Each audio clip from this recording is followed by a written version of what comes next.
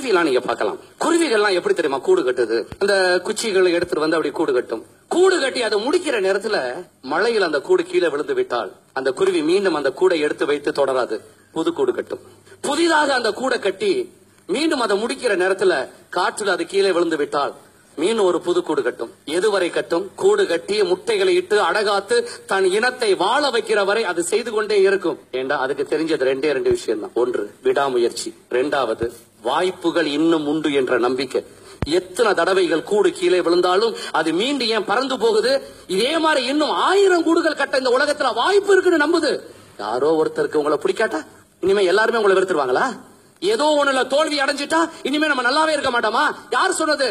எண்ணங்களை நன்றாக வைத்துக் கொள்ளுங்கள், இல்லைன்னா நம்முடைய சொந்த எண்ணமே நம்மளை ஒரு நாள் கொன்றுவிடும். குருவிக்கு தெரிஞ்சது 2 சட்டங்கள் மட்டும்தான். விடாமுயற்சி, அதனாலதான் அது கூடு கட்டுது. இரண்டாவது ஆப்பர்ச்சுனிட்டிஸ், வாய்ப்புகள் உண்டு. எந்த குருவியாவது 5 தடவை கூடு கட்ட முயற்சி பண்ணி 5 தடவைகளும் கூடு பாதியோடு கீழே விழுந்த உடனே இனிமே வாழ்க்கை முழுவதும் கூட கட்டக்கூடாதுன்னு நொந்து போய் நேரா கிஸ்ஸா சைவைக்கு மேல பறந்து பொத்துண்டு உளுந்து எந்த குருவியாவது தற்கொலைப்படி கிடக்குதா?